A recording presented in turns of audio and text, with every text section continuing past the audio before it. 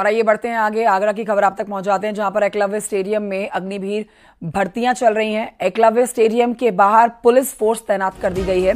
अग्निवीर भर्ती में 12 जिलों के अभ्यर्थी शामिल होंगे। दोपहर 1 बजे से अग्निवीरों की एंट्री शुरू हो जाएगी। 100 के समूह में लगभग 1.6 किलोमीटर की दौड़ लगाई जानी है। बता दें आपको 15,000 अभ्यर्थी अग्निवीर भर्ती में शामिल होने जा रहे हैं, जहां आज फिजिकल टेस्ट होना है। और देखिए, इसी पर जानकारी हमारे सहयोगी शिव कुमार देंगे। आगरा से इस समय हमारे साथ लाइव मौजूद हैं। शिव कुमार, आज का ये जो टेस्ट है इन अभ्यर्थियों के लिए बहुत जरूरी है, जहां पर इनको अपनी शारीरिक क्षमता को दिखाना होगा। ऐसे में आप वहां से इस समय लाइव मौजूद हैं, सारी जानकारी दीजिए। 1 बजे का समय था जब अभ्यर्थियों की एंट्री होनी थी, क्या जानकारी, किस तरह की सुरक्षा व्यवस्था यहां पर की गई है?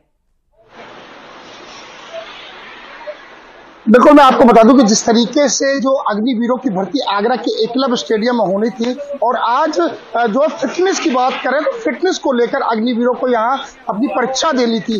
1.6 किलोमीटर की ये दौड़ आज पूरी करनी थी। और वहीं आपको बता दें कि जिस तरीके से 15,000 अभ्यर्थी इसमें शामिल होंगे 12 जिलों के। इस समय मैं एकलव्य स्टेडियम के बाहर मौजूद हूँ। ग्राउंड जीरो पर निजी टीम की टीम मौजूद है। यहाँ आप देख सकते हैं कि पुलिस मुस्तैद है यहाँ पर, और सेना ने भी अंदर से तैयारी पूरी कर ली गई है, क्योंकि जिस तरीके से जो अंदर अभी भर्ती चल रही है उसको लेकर जिस तरीके से सेना की बात की जाए तो सेना ने पारदर्शिता स्कैनिंग की व्यवस्था की गई है, क्योंकि पहले ही अपील कर चुकी थी, क्योंकि जिस तरीके से जो भारी व्यक्ति हैं, दलाली व्यक्ति हैं, उनके चक्कर में ना पड़े, निष्पक्षता के साथ ये भर्ती में शामिल हो। वही आपको बता दें, एक बार फिर मैं आपको ये तस्वीरों में दिखाना चाहूंगा कि आप देख सकते हैं बारिश हो रही है, लेकिन पुलिस के जो जवान है वो यहाँ मुस्तैद है। पीएससी के जवान यहाँ मुस्तैद है कि कोई भी यहाँ जो भारी व्यक्ति है, जो दलाल है, वो किसी चक्कर में जो अभ्यर्थी है वो ना फंसे।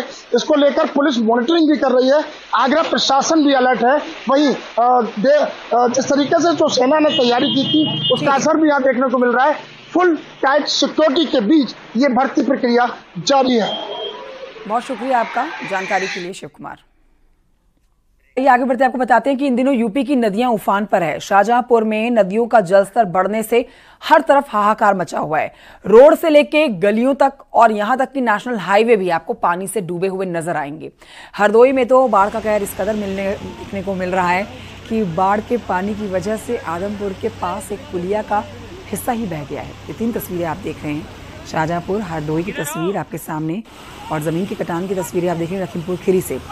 आवागमन पूरी तरह से बंद कर दिया गया है। अब आखिरी तस्वीर जो लखीमपुर खीरी की है, यहाँ पर शारदा और घाघरा नदी उफान पर हैं। नदियों ने कृषि भूमि का कटान तेज किया है।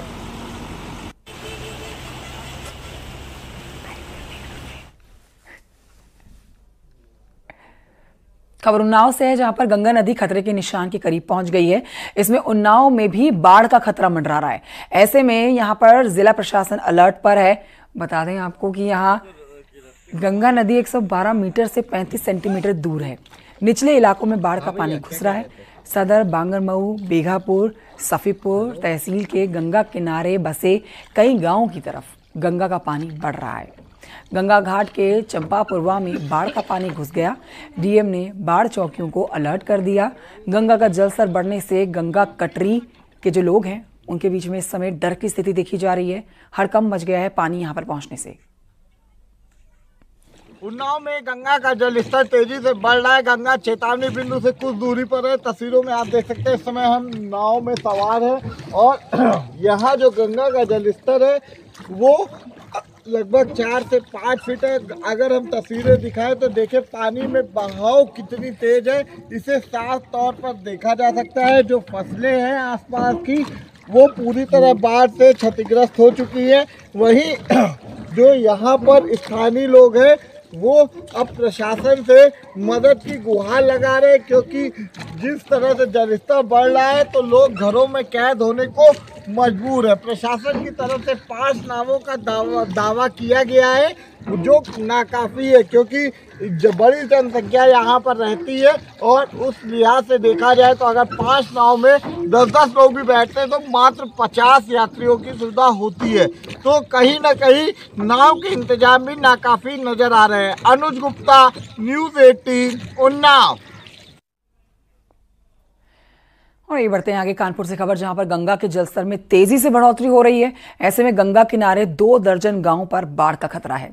यही वजह है कि जिला प्रशासन एक्टिव है और पुलिस और प्रशासन के अधिकारी इन गांवों के प्रधानों के संपर्क में हैं। साथ ही गंगा में नाव चलाने पर रोक लगा दी गई है। गंगा घाटों पर सुरक्षा बढ़ा दी गई है।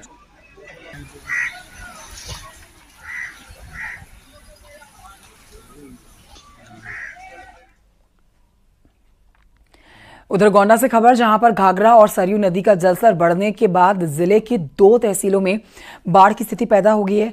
लगातार होती बारिश से और बैराजों से लाखों क्यूसेक पानी छोड़े जाने के बाद घाघरा नदी उफान पर है।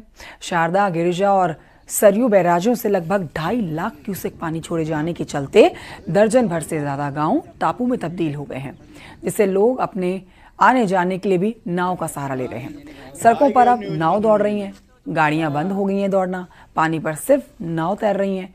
लोग पलायन को मजबूर हैं।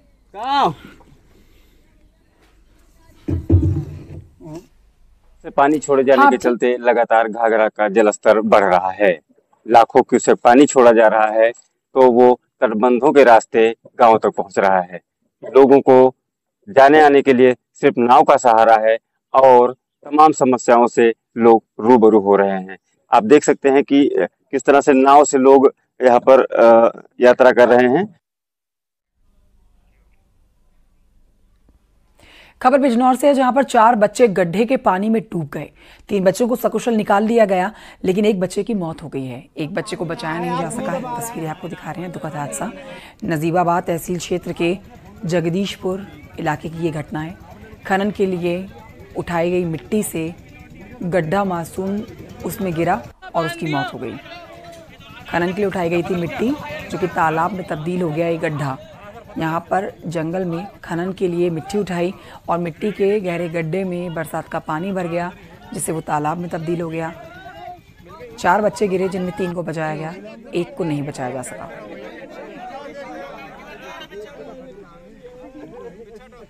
पानी ना है यार, क्यों दबा रहे हैं?